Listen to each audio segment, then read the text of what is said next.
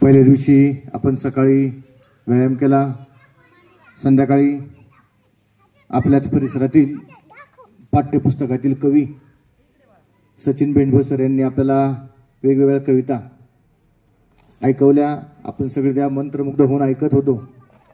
त्यानंतर दुसऱ्या दिवशी नेहमीप्रमाणे व्यायाम केला, खेळ गाणी गोष्टी झाल्या संध्याकाळी. कालचा तिसरा दिवस आणि आज चौथा दिवस. आजच्या या चौथ्या दिवसासाठी आपल्या सर्वांना आपले धर्मवीर छत्रपती संभाजी महाराज यांच्याविषयी माहिती देण्यासाठी, त्याचप्रमाणे चालू युगामध्ये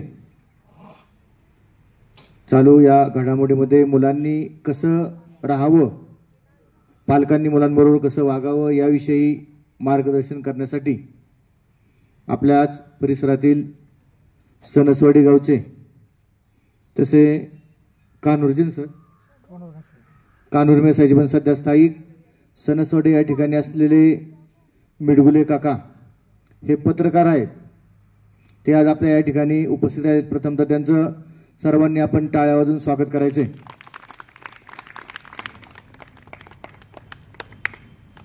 यानंतर काकांना मी विनंती करतो, आपण आमच्या या विद्यार्थ्यांना, शंभू चेतना शिबिरातील विद्यार्थ्यांना, त्याचप्रमाणे त्यांच्या पालकांना आपण या ठिकाणी काही गप्पा गोष्टी सांगून मंत्रमुग्ध करायचे.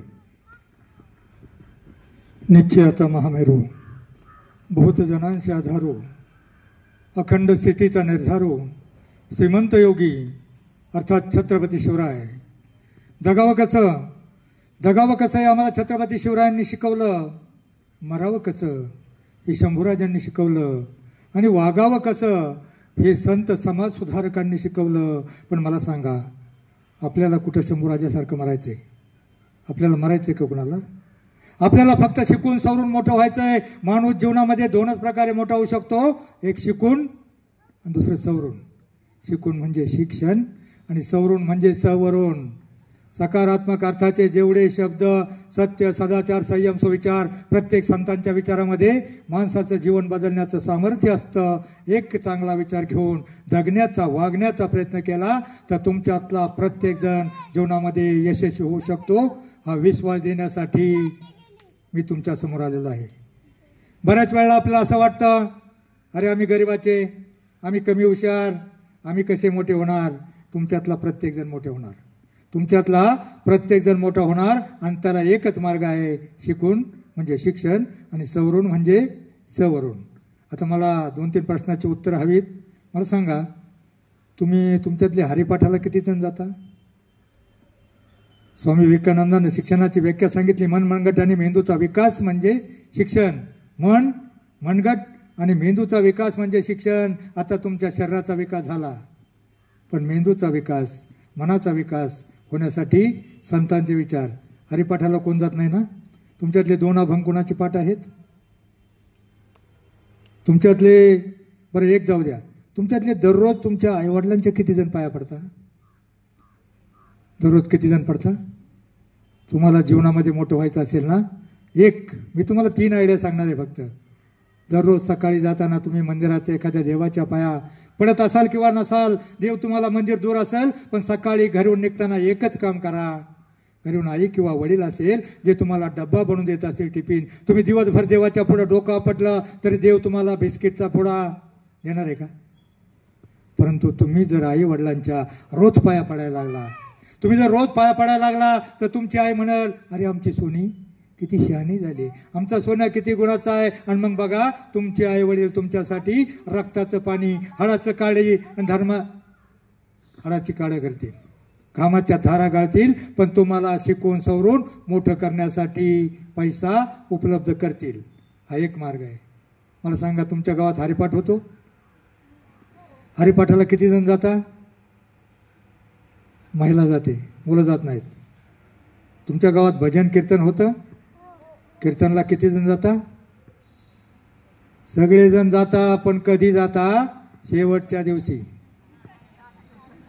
नाही, तुम्ही जाताय, पण तुम्ही शेवटच्या दिवशी शाळा तुम्हाला रांगेमध्ये आणते आणि मग रांगेमध्ये शेवटच्या दिवशी काय असतं? काल्याचं कीर्तन झाल्यावर भोजन, बरोबर. मग आता ताट बसा. आता तुम्ही पंक्तीला आहेत असं समजा आणि आता तुम्हाला भोजन मिळणार आहे असं समजा. प्रारंभी विनंती करू गणपती विद्या सागरा, अज्ञानत्व हरुणी बुद्धिमती दे आराध्य मोरेश्वरा. चिंता दुःख क्लेश बहु देशांतरा पाठवी, हे रंभा गजनायका गणपते भक्ता बहु तोसवी. बोला पुंडलिका वरदे हरी विठ्ठल श्री ज्ञानदेव तुकाराम पंढरीनाथ भगवान की जय. मंगलमूर्ती. बसा, करा सुरुवात करायची तुम्हाला. पण आपल्याला भारतीय संस्कृतीमध्ये संतांचे विचार, शिवरायांचे विचार याच्यातलं तुम्हाला थोडंफार सेवन करायचंय. तुम्ही भोजन वाढल्यावर बघा, पंक्तीला बसल्यावर आपल्याला भूक लागली असते, पण जोपर्यंत काही ठिकाणी नियम आहे, तोपर्यंत आरोळी होत नाही, श्लोक होत नाही, तोपर्यंत जेवायला सुरुवात. आता तुम्हाला मी सुरुवात करायला सांगितलंय, पण हे आता वेगळंच भोजन आहे. कशाचं भोजन आहे? भोजन आणि भजन. मुलांना भोजन आणि भजन या शब्दामध्ये किती अंतर आहे? भोजन आणि भजन, एक काना आणि एक मात्रा, एवढंच अंतर आहे. परंतु आत्ता केलेल्या काल्याच्या कीर्तनाचं भोजन फार तर उद्या दुपारपर्यंत तुमच्या पोटामध्ये राहील. उद्या दुपारी गेट आउट राहणार आहे 2 वर्ष. परंतु भोजन भजनातला, संतांच्या अभंगातला एखादा विचार तुमच्या डोक्यामध्ये बसला, त्याप्रमाणे तुम्ही वागण्याचा, जगण्याचा प्रयत्न केला तर तुमच्यातला प्रत्येक जण मोठा होऊ शकतो. कालपर्यंत झालं ते झालं. छोडो कल की बात पुराणी. कालची बात सोडून द्या. पण आत्ता आपल्याला इथून पुढं काय करायचंय? दररोज आईवडिलांच्या पाया पडून शाळेत जायचंय. आणि तुम्हाला मोठं व्हायचं असेल ना, तुम्हाला एकच सोपं गणित सांगतो. आठवड्याचे तास किती? दिवसाचे 24 तास. आठवड्याचे पाढे येतात ना तुम्हाला गणित? 24 7 168. 168 तासापैकी फक्त 1 तास तुम्ही कारणे लावा. तुम्ही आपली बऱ्याच वेळा खेळत बसतो, मोबाईलमध्ये, टीव्हीमध्ये असतो. तो 1 तास तुम्ही उपयोगाला लागला, आई वडिलांच्या पाया पडा. आणि दुसरा हा 1 तास तुमच्या गावामध्ये जर हरिपाठ होत असेल ना, तर हरिपाठाला जा. हरिपाठामध्ये व्यायाम होतो. हरिमुखी म्हणा, पुण्याची गणना कोण करी, असं एक जण म्हणत असतो. आणि ज्या वेळेला ते हरिपाठातली माणसं हरिपाठ म्हणत असतात ना, त्यावेळेला त्यांचं चित्त बुद्धी फक्त हरिपाठातलं असते. असोनी संसारी जीवे वेग करी, वेगशास्त्र उभारी बाह्य सदा. प्रत्येक जण याच्या पुढं काय म्हणायचं हाच विचार त्याच्या डोक्यामध्ये असतो. त्यावेळेला त्याच्या डोक्यामध्ये जगातलं कोणतंही दुःख, प्रपंचातल्या कोणत्याही अडचणी, समस्या त्याच्या डोक्यामध्ये उरत नाही. त्यावेळेला त्याचं चित्त, बुद्धी, मन स्थिर, एकाग्र, पवित्र आणि शांत होते. आणि तुम्हाला अभ्यास करायचा असेल ना, तुमचं मन शांत व्हायला पाहिजे. त्यासाठी हरिपाठाला आठवड्यातला 1 तास, रविवार सुट्टी असते, आणि आठवड्यातला 1 तास तुमच्या घरामध्ये कुणी तंबाखू खात असेल, खातात ना तंबाखू? कुणी दारू पित असेल, नाही पित ना? कुणी गुटखा खात असेल, कुणाला एखाद्या पालकाला घेऊन जा. एखादा पालक जर तुमचा दारू पित असेल, गुटखा तंबाखू खात असेल, सिगारेट ओढत असेल, त्यालाही हरिपाठाला घ्या. आणि त्याच्या जर तुम्ही पाया पडायला सुरुवात केली ना, मग तो म्हणाल आमचा सोन्या किती गुणाचा आहे, अरे पोरग किती चांगलं वागतोय, आणि याच्यासाठी मी काय केलं पाहिजे. तुमच्या हरिपाठाला जाण्यामुळं पोरगा अध्यात्माला, संस्कार, परमार्थ सगळीकडे वणवा पसरलाय. ताई, सगळीकडे वणवा पसरलाय. हरणी आतमध्ये व्यस्त आहे. हरणी आतमध्ये स्वयंपाकामध्ये किंवा टीव्हीमध्ये व्यस्त आहे. पाडस बाहेर बसलेला आहे, मोबाईलमध्ये मस्त आहे दारामध्ये, आणि तो वणवा जवळ येत चाललाय. त्या वणव्यामध्ये ते पाडस होरपाळणार आहे. वणवा जवळ येत असताना त्या वणव्यातून एक वाघोबा येतो. माझ्या एका प्रश्नाचं उत्तर, हा प्रश्नाचं उत्तर जो देईल ना, त्याला मी हरिपाठ देणार आहे. जेवढे देतील तेवढ्यांना देणार आहे. ते पाडस कसं वाचणार आहे? वणवा जवळ येतोय, वणवा भडका जवळ येतोय, ते पाडस त्या भडक्यामध्ये सापडणार आहे, जवळ येते चाललाय. त्याच वेळेला त्या आगीमधून एक वाघोबा येतोय. तो वाघोबा त्यानं पाहिलं, भुकेलेला असतो, आगीतून होरपळून येऊन तो बाहेर येतो. त्यानं पाहिलं ते पाडस, आणि मग त्याला वाटलं अरे पाडस याची शिकार करू शकतो, आपल्या पोटाची भूक भागू शकतो. तो वाघोबा त्या पाडसावर झेप घेणार आहे. त्याच वेळेला बाजूला एक शिकारी आहे. त्या शिकारीनं पाहिले अरे पाडस बाहेर आहे, आणि या पाडसावर आपण नेम धरला, याची जर शिकार केली, याला जर बाण मारला तर आपली भूक भागेल, आपलं 8 दिवसाचं काम होईल. आता मला सांगा, आग आली, भडका उडालाय, वणवा जवळ येतोय, वाघोबा तिकून टपलेला आहे त्या पाडसावर. त्याच वेळेला शिकारी नेम धरून बसला आहे. आणि मग मला सांगा माझ्या मुख्यमंत्र्यांच्या लाडक्या बहिणींनो, ते पाडस कसं वाचणार आहे? ते पाडस वाचायला काय मार्ग आहे का? वाचू शकतं का? वाचू शकतं. वाचू शकतं. निसर्ग एवढा मोठा आहे. निसर्गाचा नाही, संस्काराचा, निसर्गाचा चमत्कार होतो. निसर्गाचा चमत्कार होतो. सोसाट्याचा वारा सुटतो. वारा घोंगावत घोंगावत जवळपास येतो. जवळपास आल्यावर विजांचा कडकडाट होतो. विजांचा कडकडाट झाल्यावर तो शिकारी जो नेम धरून बसलेला आहे त्या कडकडामुळे त्याचा बाण चुकतो आणि जो झेप घेणाऱ्या वाघोबावर त्याचा बाण बसतो. त्याच्या बाणानं वाघोबा मरतो. विजाचा वीज पडून शिकारी मरतो आणि पाऊस सुरू होतो. पाऊस सुरू झाल्याच्या नंतर सगळा वणवा विझून जातो. सगळी संकटं जातात. ते पाडस वाचतं. पण मला आता याच्या उपप्रश्नाचं उत्तर पाहिजे. त्या विजा कोणत्या? तो वाघोबा कोणता? तो शिकारी कोणता? आणि तो वणवा कोणता? तुमची पाडसं कशी वाचणार आहे? तो वणवा कोणता? या प्रश्नाचं उत्तर मला शेवटपर्यंत विचार करून सांगा. आपण छत्रपती शिवरायांच्या, शंभूराजांच्या दरबारामध्ये बसलोय. मरावं कसं हे शंभूराजांनी शिकवलं. आपल्याला असं बऱ्याचदा वाटतं, अरे माझ्या जीवनामध्ये किती संकट, आमच्या जीवनामध्ये किती अडचणी, किती समस्या, किती कडकणी, किती संकट. मला सांगा, शंभूराजा इतकी संकट आहेत का आपल्या जीवनात? आहेत का? नाहीत ना. वयाच्या दुसऱ्या वर्षी माता सईबाईंचं निधन झालं. अहो, जन्मताच बाळंत रोगामुळे आईचं दूध गेलं आणि त्यावेळेला धाराऊ नावाच्या एका महिलेला दूध पाजून शंभूराजांना मोठं केलं. दुसऱ्या वर्षी बाळंत रोगामुळं सईबाईंचं निधन झालं. सईबाईंचं निधन झाल्यावर मातोश्री जिजामातेनं, आजीनं शिवरायांचा जसा सांभाळ केला तसाच सांभाळ दोघांचा केला. म्हणजे शिवराय आणि शंभूराजे आजींना घडवले. कुणी घडवले? आणि मग तुम्ही काय घडवताय? पोरांच्या हातामध्ये मोबाईल देता आणि खेळत बस, मर तिकडं. व्यसन. मातांनो, पहिलं व्यसन 20 वर्षाचं झाल्यावर मुलाला दारू गुटखा काहीतरी खायला प्यायला शिकायचं. पण आता पहिल्याच वर्षी व्यसन लागतंय मुलाला. ही पिढी बर्बाद होते आणि ही पिढी बर्बाद होते. याला कारण फक्त पहिला गुरु. जीवनामध्ये 3 गुरु असतात. पहिला गुरु म्हणजे माता, दुसरा गुरु शिक्षक आणि तिसरा गुरु आध्यात्मिक गुरु. पण तिसऱ्या गुरुपर्यंतही पोरं शिकत नाहीत. दुसऱ्या गुरूंचंही बऱ्याच वेळा ऐकत नाहीत. आणि पहिल्या गुरुला माहीत नव्हतं हा मोबाईल केवढा मोठा रोग आहे. पोरगं चांगलं खेळतंय म्हणल्यावर मोबाईल त्याच्या हातामध्ये झाला, त्याला व्यसन लागलं. तुम्ही 8 वर्षाच्या मुलाला येरवड्याची घटना 2-3 वर्षापूर्वी पेपरला ऐकले. आईनं मोबाईल हातातून हिसकाटून घेतला. पोरगं गेलं, त्यानं बॅटसारखं लाकूड आणलं, आईच्या डोक्यात घातलं, आईला मारून टाकलं. टीव्हीला बातमी ऐकली असेल, ऐकली ना. मग हा केवढा मोठा रोग निर्माण झाला आहे. आणि हा रोग एकदा लागल्यावर सुटत नाही. मागं झालं ते झालं, मागं पाहू नका. पण इथून पुढे तरी भविष्यामध्ये आपल्या मुलाला नादवायचं असेल, त्याचा मोबाईल सोडायचा असेल तर त्याला 1 तास हरिपाठाला घेऊन जा. कारण त्याला पहिलं काय करायचं, पोरगं नादवायचं म्हणल्यावर बाहेर पालक चिमणी दाखवायचं, कावळा दाखवायचा, चिव दाखवायची, काऊ दाखवायची आणि भरून गाडी दाखवायची आणि मग पोराला नादवायचं. तसा प्रयत्न करत नाहीत. आत्ता मोबाईल हातात दिला, प्रश्न मिटला.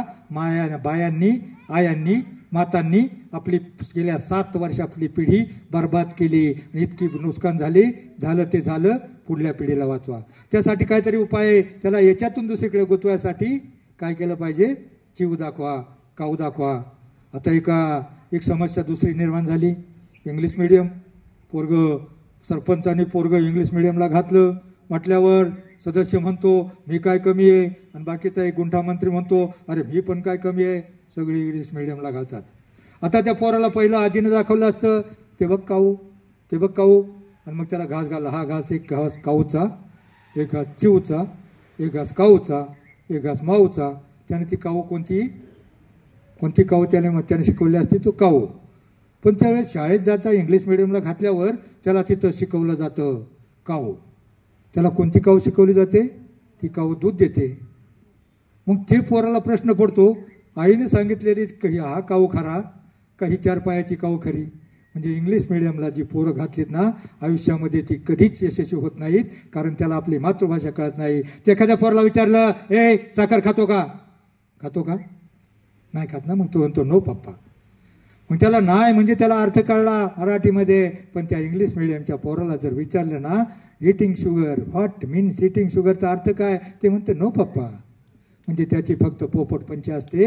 म्हणून इंग्लिश मिडियमच्या ऐवजी मराठी मिडियममध्ये, मराठी शाळेमध्ये पोर घाला. आजपर्यंत कोणताही विद्यार्थी इंग्लिश मिडियमचा सरकारी अधिकारी झाला नाही. परंतु आमच्याकडे एक फॅड निघाले, पैसे कुठे घालवायचे आणि पोरं कशी बिघडवायची. तर मी काय सांगत होतो, ही पोरं फार हुशार असतात, ही पोरं फार हुशार असतात. मी का सहज गेलो एकाजवळ, मला टाईमपास करायचं म्हणून त्या माझा मित्र येणार होता आणि एक पोरगं, याच्या एवढं पोरगं दूध काढत होतं. त्या पोरला म्हणलं, का रे बाळा, गाई दूध देते, किती दूध देते? तो म्हणला, देत नाही दूध, काढावं लागतं. म्हणजे पोरं वैतागलेलं होतं, ते दूध काढावं लागतं. म्हणजे नवीन पिढी एवढी फॉरवर्ड आहे, हुशार आहे, परंतु ते टॅलेंट आपण चांगल्या प्रकारे. छत्रपती संभाजीराजांना 9व्या वर्षी बंदिस्त होऊन कुठं जावं लागलं? आग्र्याला. तहामध्ये मिर्झा राजा जयसिंगांना त्याला जामीन ठेवलं, आग्र्याला जायला लागलं. पण त्याची बुद्धिमत्ता तिथं पाजळली. तहामध्ये त्यानं बुद्धिमळामध्ये दिलेर खानाला हरवलं आणि हरवल्यावर त्याला एक हत्ती बक्षीस दिला. हत्ती बक्षीस दिल्यावर दिलेर खानानं सहज फिरकी घ्यायचं म्हणून राजांना विचारलं, शंभूराजे, आपने हाथी तो आपको मिला है, लेकिन मुझे ये बताओ, ये आप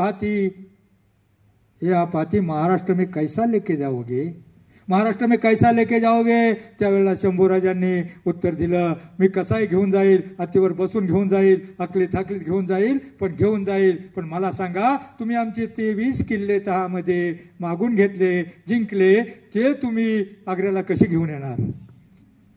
म्हणजे शंभूराजाची बुद्धिमत्ता तेव्हापासून होती. 39 दिवस आमच्या राजांना या वढू-तुळापूरच्या हत्तीमध्ये हाल हाल करून त्या औरंगजेबानं मारलं. कसं मारलं तुम्हाला सगळा इतिहास माहित आहे. त्या औरंगजेबाचं भारतामध्ये कुठं थडगं सुद्धा नाही. परंतु आमच्या राजाची प्रत्येक वर्षी जयंती पुण्यतिथी साजरी होते. का होते? देवधर्मान देशासाठी प्राण घेतले हाती, सुरामी सरदार आम्हाला काय कुणाची भीती, जगून मारावं मरून जगावं हेच आम्हाला ठावं. देशासाठी जगला तो जगला, दुसऱ्यासाठी जगला तो जगला, समाजासाठी जगला तो जन्मा. माणसाच्या जन्माला आलो, लाल रक्ताचं ऋण फेडावं.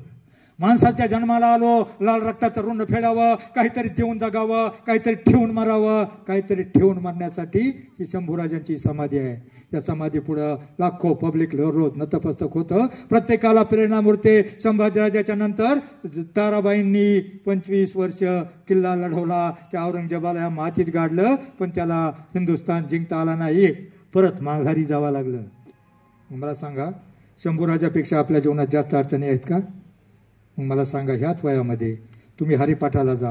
ह्याच वयामध्ये ज्ञानेश्वरांनी वयाच्या 13व्या वर्षी ज्ञानेश्वरी लिहायला सुरुवात केली. 16व्या वर्षी पूर्ण केली. संभाजीराजांना 7व्या वर्षापासून 4 ग्रंथ लिहायला सुरुवात केली. 14व्या वर्षी पूर्ण केले. बुद्धभूषण नखशिखा. मग ह्याच वयामध्ये तुमच्या डोक्यामध्ये हरिपाठातला एखादा अभंग बसला. हरिपाठामध्ये 38 नंबरचा अभंग आहे. 38 नंबरचा अभंग आहे. कोणता अभंग आहे ताई? हरिपाठाला कोण जातं?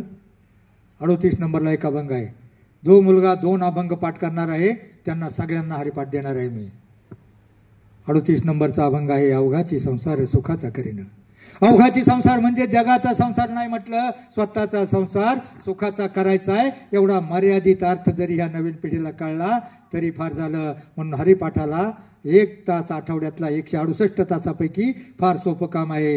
1 तास फक्त. जसं तुम्ही आत्ता आलात ना, आपल्या मुलाला घेऊन, नातवाला घेऊन, जे घरातलं घेऊन आहेत ना, ते 2 जण आठवड्यातला 1 तास फक्त हरिपाठाला गेला ना, तर या डोक्यामध्ये संतांचे विचार बसतील. 2 अभंग फक्त पाठ करा. अवघाची संसार सुखाचा करीनं, स्वतःचा संसार सुखाचा करायचा आहे. एवढा मर्यादित अर्थ कळला तरी फार झालं. आणि दुसरा सावता महाराजांचा अभंग आहे, कांदामुळा भाजी अवघी विठाई माझी.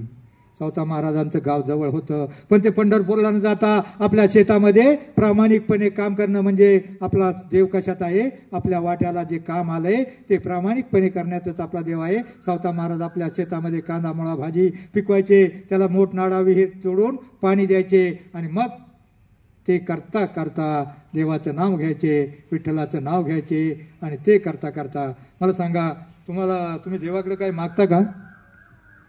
नाही मागत ना? काहीच नका मागू. देवाकडे काहीच नका मागू. फक्त देवाला एवढंच मागा. काय मागा? इतनी शक्ती हमें दे ना दाता. म्हणा, मन का विश्वास कमजोर होना, हम चले नेक रास्ते से हमसे भूल कर भी कोई भूल हो ना. आमच्याकडून कोणती चुकी होऊन देऊ नकोस. आमच्याकडून या जन्मात सुद्धा कोणती चुकी होऊन देऊ नको. आणि कोणतीही चुकी झाली नाही तर माणसाचं जीवन यशस्वी होतं. कारण तुम्हाला माहिती आहे मी भजनातला कार्यकर्ता. मी सुरुवातीपासून भजन म्हणतो. मला 100% येत नाही, 25% येतं. शिक्रापूरला स्पर्धा होती 2000 साली. 25-30 हजाराचं बक्षीस होतं त्यावेळेस, म्हणजे फार होतं. आणि मी 11वा खेळाडू होतो राखीव. पण मलाही वाटलं अरे कुठपर्यंत मागं म्हणायचं, आपणही पुढे म्हणायची प्रॅक्टिस करायची. म्हणून रस्त्याच्या कडेला मी एका झाडाखाली उभा होतो. आमची मागून कमांडर गाडी येणार होती, 10 जण मागून येणार होते. आणि मी उभा होतो. उभा असताना मी सहज म्हटलं आपण कुठपर्यंत मागं कोरस म्हणायचं, आपणही प्रॅक्टिस करावा, आपणही प्रॅक्टिस करावा. आणि भजनामध्ये साधं म्हणून चालत नाही. भजनामध्ये ताल, लय, बद्ध, आलाप. कारण भजन कसं साधं भजन कसं असतं, विठ्ठला म्हणा. पर जाऊ द्या. साधं भजन म्हणजे अनुरणूया तोकडा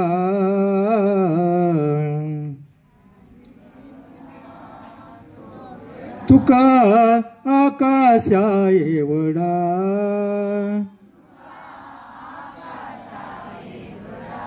आता ह्या पिढीला कसली चाल पाहिजे, असं नाही पाहिजे. त्यांना डीजेचं चालव पाहिजे, बरोबर ना. छुन्नुक छुन्नुक टाळ वाजवी पाटामधलं पाणी, रानपाखरा संग गातो तुझी विठ्ठला गाणी. विठ्ठल नामाची शाळा भरली, विठ्ठल विठ्ठल जय हरी विठ्ठल. टाळ्या वाजवा. विठ्ठल विठ्ठल विठ्ठल विठ्ठल विठ्ठल विठ्ठल विठ्ठल विठ्ठल विठ्ठल विठ्ठल जय हरी विठ्ठल. विठ्ठल विठ्ठल विठ्ठल विठ्ठल जोरात. विठ्ठल विठ्ठल विठ्ठल विठ्ठल विठ्ठल विठ्ठल विठ्ठल विठ्ठल विठ्ठल विठ्ठल विठ्ठल विठ्ठल. आता खरोखर जे बेंबीच्या देठापासून विठ्ठल म्हटले ना, शास्त्रीय कारण आहे.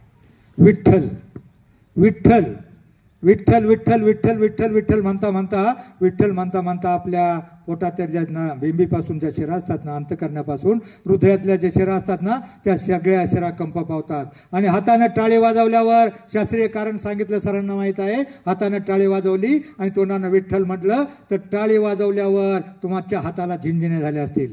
त्यानं प्रामाणिकपणे टाळा वाजवली, त्याच्या हाताला झिंझिण्या झाल्या असतील. आणि झिंझिण्या झाल्यावर हाताच्या नखापासून पायाच्या नखापर्यंत, डोक्याच्या केसापासून पायाच्या नखापर्यंत सगळ्या रक्तवाहिन्या प्रवाहित होतात. अंतकरणातल्या हृदयातल्या विठ्ठल म्हणल्यामुळे सगळ्या रक्तवाहिन्या प्रवाहित होतात. आणि जो फक्त 10 मिनिटं दिवसातून विठ्ठल विठ्ठल म्हणेल, एखादं भजन म्हणेल, त्याच्या विठ्ठल म्हणण्यामुळं त्याला आयुष्यामध्ये काय होणार नाही, BP, शुगर, रक्तदाब, मधुमेह, कोलेस्ट्रॉल, थायरॉइड आयुष्यात होणार नाही.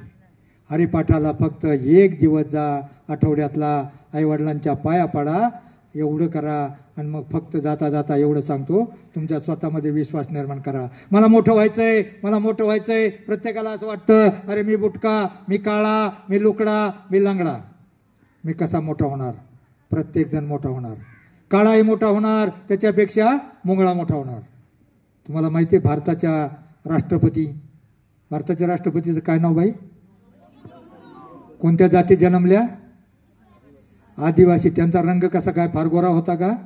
आदिवासी समाजात जन्मलेली एक मुलगी वयाच्या 6व्या वर्षी आईवडिलांचं खाणीमध्ये निधन झालं, अनाथाश्रमामध्ये शिकली. आणि मग तिला जाणीव होती मला कोणीच नाही, मला शिकलंच पाहिजे, मला दुसरा पर्याय नाही. आणि ती शिकून सवरून इतकी मोठी झाली, तिने टॅलेंट पाजवलं, ती राष्ट्रपती झाली. मग मला सांगा काय अडतंय का कलरवरनं? तुम्ही एक नाव ऐकलंय, PT उषा. कोण होती? डान्सर, धावपट्टू. कोणत्या जाती जन्मली होती?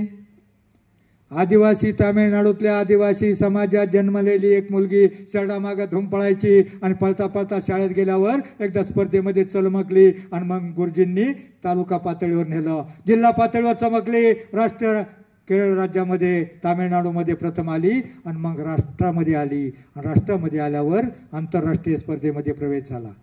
परंतु काय झालं, सतत 3 वर्ष, किती वर्ष, सतत 3 वर्ष तिचं पदक 9 सेकंदावरनं हुकत होतं. 9 सेकंदावरनं हुकत असताना ती दररोज प्रॅक्टिस करायची.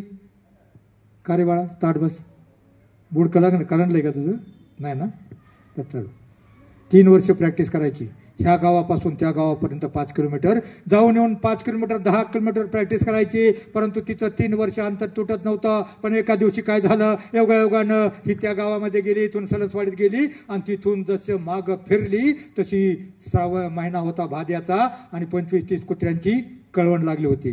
कुत्र्याची भांडणं पाहिली का, कशी असतात, अभंग म्हणतात का, कशी असतात, कुत्र्यांची भांडणं लागली होती, एकमेकावर गोरकत होती. आणि जशी ती पीटी उषा मागं फिरली, एक कुत्र तिच्या पाठीमागं आलं, बाकीची कुत्री त्या कुत्रीच्या मागं पळाली. त्या पीटी उषाला वाटलं ही कुत्री माझ्या मागं लागली आणि मग ते चिंगाट पळाली, तंगाट पळाली, बुंगाट पळाली, चिंग चिंग चिंग चिंग चिंग चिंग चिंगाट, त्याच्यातलं चिंगाट पळाली. मित्रांनो, 9 सेकंद सोडा, 15 सेकंदाचं अंतर तोडलं आणि पहिल्या वर्षी भारताला पदक मिळालं. ते कशामुळं, तर जीवाच्या आकांतानं पळाली. कशामुळं पळाली, जीवाच्या भ्यानं पळाली. आता तुमच्या मागंही करिअरचं कुत्रं लागलेलं आहे. तुमचं करिअर घडलं पाहिजे. आजकाल सुशिक्षित बेरोजगारी असली तरी महाराष्ट्रात थोडं काही नाही, आपल्याकडे MIDC एवढी आहे, तुमच्यातल्या प्रत्येकाला नोकरी मिळेल. परंतु ते तुम्ही शिकून सवरून मोठं झाल्यावरच. मला वाटलं वेळ संपत आलेला आहे. संपत आलाय का, नाही ना, 7. मग फक्त तुमच्यामध्ये आत्मविश्वास, मला मोठं व्हायचं आहे. तुम्ही पाखरं पाहिली, पाखरांचा थवा उडत उडत येतो, एखाद्या लहानशा झाडावर बसतो, फांद्या वागतात, पाहणाऱ्याला वाटतं अरे पाखरं पडतील किंवा काय. परंतु मुलांनो, त्या पाखरांना फांदे तुटण्याची भीती नसते. कारण त्यांचा त्या फांदीवर नसून आपल्या पंखावर विश्वास असतो. तसा तुम्ही स्वतःमध्ये विश्वास करा, मला मोठं व्हायचंय, मला मोठं व्हायचंयच. जगातली कोणतीही शक्ती तुम्हाला मोठं होण्यापासून रोखू शकत नाही. जगातली कोणतीही शक्ती तुम्हाला, फक्त काही शत्रू आहेत, तुमच्या आतमध्ये शत्रू आहेत. आळस, कंटाळा, बेफिकिरी यांना बाहेर काढा. नाहीतर जगातली कोणतीही शक्ती, अगदी चीन, पाकिस्तान सुद्धा तुम्हाला मोठं होण्यापासून रोखू शकत नाही. असं होणार आहे का, एखादा चीनचा सैनिक येईल, पाकिस्तानचा आतंकवादी येईल, म्हणाले बाळ्या घालू का गोळ्या, लय अभ्यास करून कॅप्टन होऊ नको, म्हणणार आहे का. जगातली कोणतीही शक्ती तुम्हाला मोठं होण्यापासून रोखू शकत नाही. फक्त काही शत्रू आहेत, आतले आळस, कंटाळा, बेफिकिरी, आणि काही जानी दुश्मन आहेत. मोबाईल, TV, DJ, हेडफोन, लवजिहाद, हे जानी दुश्मन म्हणजे तुम्हाला फार आवडतात पण आयुष्यात मोठं होऊन देणार नाही. मला सांगा, त्या डीजे पुढं कोण कोण चांगलं नाचतं, हातवर करा. डीजे पुढं मस्त कोण नाचतं, त्याला बक्षीस देणार आहे. डीजे पुढं, हा चला मस्त, ये पुढे इकडे, तुला हरिपाठ देतो एक. पण तू हरिपाठ इकडे. मला सांगा बाळांनो, डीजेची गाणी एकच वर्ष येतं. डीजेचं गाणं एकच वर्ष येतं, दुसऱ्या वर्षी ते गाणं गायब होतं. संतांचे अभंग 700 वर्षानंतरही ताजेतवाने वाटतात. सुंदर ते ध्यान, देवाची आद्वारी, अवघाची संसार, येवलेचे रोप, जे का रंजले गांजले, 700 वर्षानंतरही संतांचे अभंग ताजेतवाने वाटतात. प्रत्येक गावामध्ये हरिपाठ, काकडा, भजन, कीर्तन, प्रवचन गायले जातात. पण मला सांगा, ते डीजेचं गाणं एकच वर्ष येतं. 7-8 वर्षापूर्वी एक बाई आली होती. त्या बाई दिसली का परत तुम्हाला? त्या बाईच्या घरापुढे जाऊन काही टुकार पोरांनी इतका धांगडधिंगा घातला, ती बाई परत दिसली नाही. काय नाव होतं त्या बाईचं? मीराबाई, जनाबाई, शांताबाई. मग ही शांताबाई, ज्या गाण्याला काही अर्थ नाही, ती शांताबाई परत दिसली नाही. आलेला बाबूराव परत गायब झाला. आवाज वाढव, डीजे तुझ्या गेला कुठंतरी. मग एकही गाणं एकच वर्ष टिकतं, ते तुम्हाला आवडतं, ते डोक्यात घेऊ नका. फक्त हरिपाठाला आठवड्यातून 1 तास जा, 1 अभंग पाठ करा, वर्षातून 2 अभंग पाठ करा. तुमचं जीवन कधीच बंधन होणार नाही. कांदा मळा भाजी म्हणजे आपल्या वाट्याला जे काम आलंय, जो अभ्यास आलाय, ते प्रामाणिकपणे करणं, याच्यात तुमचा देव आहे. कारण तुम्ही स्वतःला तयार करा का मला हे बनायचंय. खुद को कर बुलंद इतना, खुद को कर बुलंद इतना कि हर तकदीर से पहिले खुदा बंदे को पूछे बता तेरी रजा काय आहे. तुला काय पाहिजे देव तुम्हाला विचारेल. अहो देव कशात असतो. देवाची संख्या किती. देवाची संख्या किती कोटी. 33 कोटी. आपण ते देवांची नावं सांगू शकणार नाही. 33 कोटी म्हणजे एक प्रकारची काहीतरी संकल्पना असावी. परंतु आजही माझ्या मते आपल्या हिंदुस्थानमध्ये 33 कोटी देव आहेत. आणि ते देव कोणते आहेत माहिती आहे का तुम्हाला. नाही माहित नाही. माहित आहेत. नाही म्हणतोय माहित आहे तुला. बालवाडीपासून आपल्या देशाची लोकसंख्या 140 कोटीच्या वर पोहोचली असताना त्यापैकी बालवाडीपासून मास्टर डिग्री पर्यंत जे विद्यार्थी आहेत ना त्यांची आकडेवारी सरकारी आकडेवारी बरोबर 33 कोटी आहे. आणि हे निष्पाप निरपेक्ष सात्विक निर्भय वृत्तीचे तुम्ही विद्यार्थी तुम्हीच खरे देव आहात. आणि तुमच्यातला देव पण टिकवण्यासाठी आमच्या वारकरी साहित्य परिषदेचा हा छोटासा प्रयत्न. ज्ञानियांचा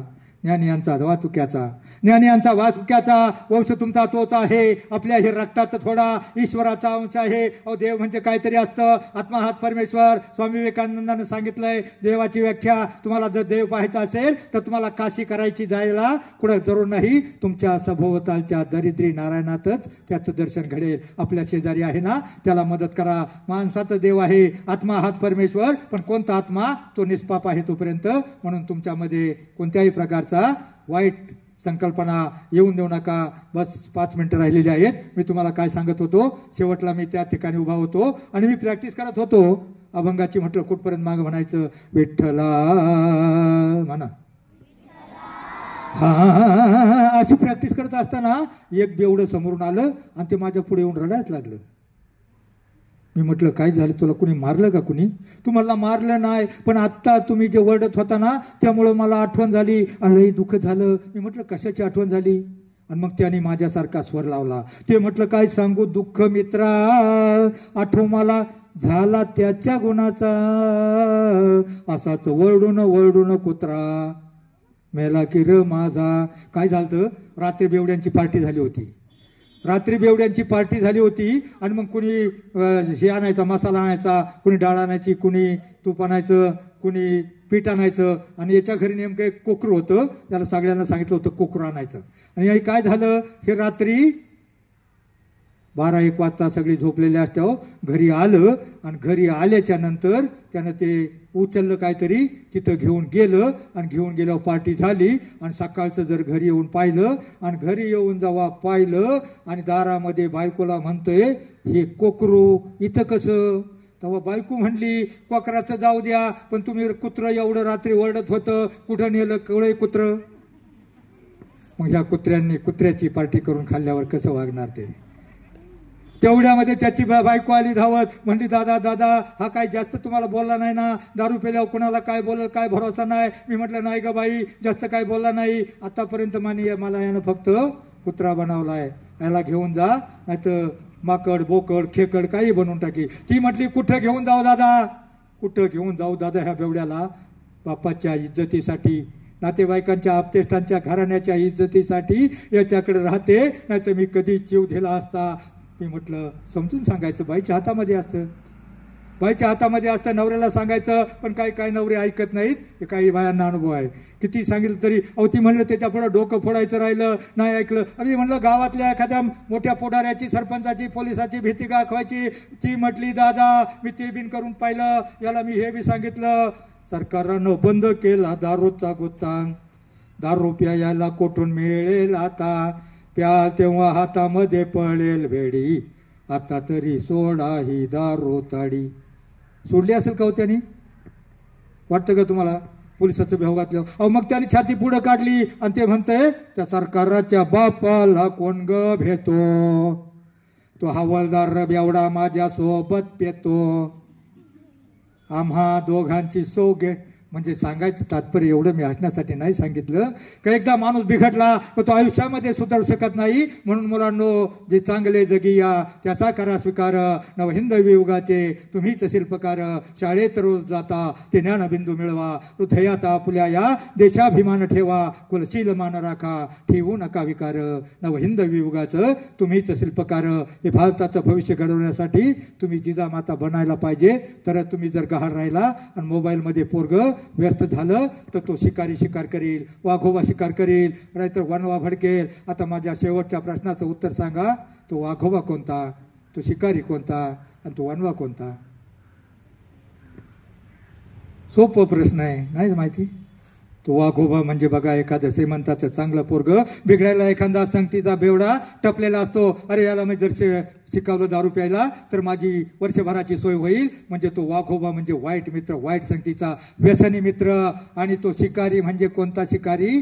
तर अनेक व्यसने बघा, कोणती अनेक शिकारी, दारू, गांजा, आपू, चरस, की अनेक प्रकारची व्यसने, सिगारेट, तंबाखू, गुटखा, अनेक प्रकारचे जे शिकार आहेत ना, ते तुमच्या पाडसाची शिकार करायला टपलेले आहेत. आणि तो वनवा कोणता म्हणाय? अन्याय, अत्याचार, बलात्कार. समाजामध्ये प्रत्येक ठिकाणी कोणी सुरक्षित नाही. नियती बिघडली आणि नियती साफ व्हायची असेल तर तुमच्या मुलांच्या मनामध्ये तो पाऊस पडला पाहिजे. तो कोणता पडला पाहिजे?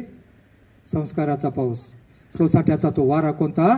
ज्यावेळेस परमार्थाचा वारा सुटेल, अध्यात्माचा विजा कडाडतील आणि संस्काराचा पाऊस या पिढीवर पडेल, पाडाल, त्याच वेळेस तुमची पाडसं वाचणार आहेत. नाहीतर म्हातारपणी आपला हाल कुत्र सुद्धा खाणार नाही. खरी समाजामध्ये संस्काराची गरज आहे, हे तुम्हाला जाता जाता सांगतो. बस आयुष्यामध्ये शिका इतकं. मुलांना शिका इतकं, डिग्र्या कमी पडतील, जगा इतकं, आयुष्य कमी पडेल. दवडा असे कमनशिबाचा फासा निखळून पडेल. परंतु मुलांनो, प्रयत्न इतका करा, अभ्यास इतका करा, त्या परमेश्वराला, त्या विठ्ठलाला, त्या पांडुरंगाला तुम्हाला देणं भागच पडेल, देणं भागच पडेल.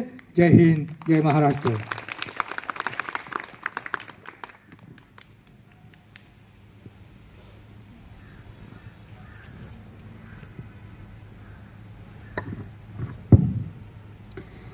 आजच्या आपल्या या शिबिराच्या चौथ्या दिवसाचं पुष्प जे आहे हे आदरणीय मिडगुले काका यांनी खूप छानपणे आपल्या समोर मांडलेलं आहे.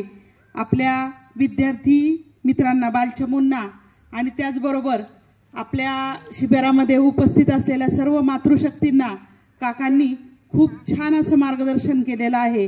आणि त्यांनी जे मार्गदर्शन केलं ते खरोखर अगदी कानाचे द्रोण करून आपण सर्वांनी ऐकलं, आपल्या हृदयात साठवलं. आणि आपल्या सर्वांच्या वतीनं मी काकांना शब्द देऊ का की काकांनी ज्या ज्या अपेक्षा व्यक्त केल्यात आपल्याकडून, मुलांनी सुद्धा अभ्यास, हरिपाठ, मोबाईलपासून दूर, हे सगळं पाळणार का आपण? सांगू का मग? आणि मातृशक्तीची तितकीच मोठी जबाबदारी सांगितली आहे काकांनी की आपण ज्या भूमिकेत असू, आई असो, आजी असो, काकी, मामी, जी कुठली आपली भूमिका असणार आहे घरातली, कुटुंबातली, परिवारातली, तर जेणेकरून आपल्या सानिध्यात येणारं प्रत्येक मूल हे त्या मोबाईलच्या व्यसनापासून कसं दूर राहील यासाठी आपण नक्की प्रयत्न करूयात. आणि आपल्या जवळच्या पण असतील ज्या कुणी मातृशक्ती, कुणाची सून असेल, कुणाची बहीण असेल, आणखी काही असतील, तर त्यांना सुद्धा हे आपण त्यांच्यापर्यंत पोचूया. आणि खरोखर ही इतकी जी म्हणजे काळाची सध्या सगळ्यात मोठी भयंकर समस्या झालेली आहे मोबाईल. आणि तुम्हाला मी खूपदा सांगितलं की माझ्या शाळेतलं जे उदाहरण आहे, जी मुलगी माझ्या शाळेत पहिलीला गेल्या वर्षी दाखल झाली, खरं तर म्हणजे मोबाईलमुळं तिचा काहीच स्नायूंचा आणि कशाचा विकासच नाही, तिला काही कळत पण नाही बोललेलं. वर्ष लागलंय मला त्या मुलीला म्हणजे सगळं समजावून द्यायला, तरी पण अजून ती नॉर्मल झालेली नाही. ती तिच्याच विश्वात असते. तिला मध्ये कधीतरी आठवण झाली की ती म्हणती चॅनलला सबस्क्राईब करा, बेल आयकॉनवर क्लिक करा. वर्गात बसल्या बसल्या हाताने तिला अजूनही लिहायला जमत नाही, का तर फक्त मोबाईलची बटणं दाबलीत. टेबलवर माझा मोबाईल कुठं दिसला तर कधीतरी आठवण झाली की पटकन ओढून सुद्धा घेते. जे मी प्रश्न विचारते तेच ती विचारते. पहिल्या दिवशी साहेब आले, तिला विचारलं बाळा तुझं नाव काय, ती साहेबांना म्हणते बाळा तुझं नाव काय. मोबाईल मधलं रिपीट करणं. म्हणजे आईने त्यावेळी काय केलं, आणि आईला खूप हे होतं की माझी मुलगी ABCD सगळं म्हणते, 100 पर्यंत उजळणी येते तिला, सगळं इंग्रजी मराठी नावं सांगते, का तर मोबाईल मधलं ऐकून बोलते. पण हा इतका म्हणजे भयंकर परिणाम झालाय की आता तिचं पुढचं आयुष्य कसं हा त्यांच्या पुढे मोठा प्रश्न आहे. म्हणून ह्या विषारी विळख्यापासून विद्यार्थ्यांनी सुद्धा आपल्या स्वतःला बाजूला ठेवा. आणि आपण मातृशक्तीने तर खूप मोठी जबाबदारी, आता आपण बघतोय आज्या असतील किंवा आया असतील, लहान बाळ काकांनी सांगितलं तसं तसं खात नाही, मोबाईल दाखवलं की काहीही भरतंय, कितीही भरतंय. हे चुकीचं आहे. म्हणजे आपण ह्या सगळ्या गोष्टींचा विचार करू आणि त्याचं सार घेऊ, अंमलात आणू. खरं तर आजचा हे जरी आपण फक्त हा एक विचार जरी अंमलात आणला तरी आजचं पुष्प खरं सार्थकी लागल्यासारखं झालं. काका खूप छान असं मार्गदर्शन केलं तुम्ही या ठिकाणी येऊन. आणि या आमच्या शिबिराचा जो संस्कार देण्याचा जो एक मूल्य आहे किंवा जो भाग आहे तो आज खूप छान प्रकारे पार पाडलात. कारण आम्ही विद्यार्थ्यांचा शारीरिक विकास करतोय, बौद्धिक विकास आहे, त्याचबरोबर जो संस्कारांचा विकास आहे ती गोष्ट तुम्ही खूप लीलयापणे विद्यार्थ्यांपुढे मांडलीत. आणि आपण या ठिकाणी आलात, आपला बहुमूल्य वेळ दिलात. खरं तर वेळेच्या आधीच आपण या ठिकाणी उपस्थित झाला, आमच्यामध्ये सामील झालात.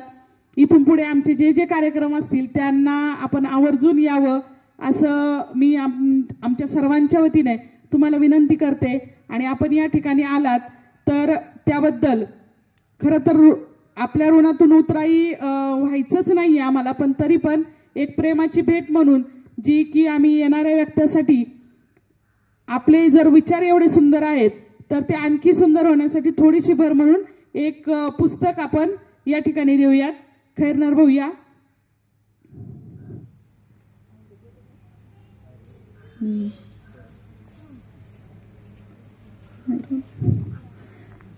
खैरनार भाऊंच्या हस्ते आपण काकांना पुस्तक देऊयात.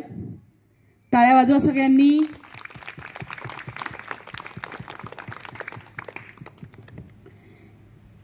यापुढेही जेव्हा केव्हा आम्हाला तुमची गरज लागेल त्यावेळी आम्ही नक्कीच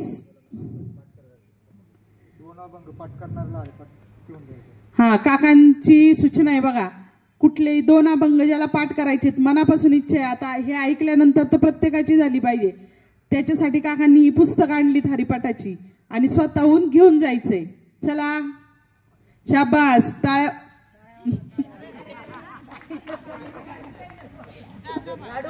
चला कोणाला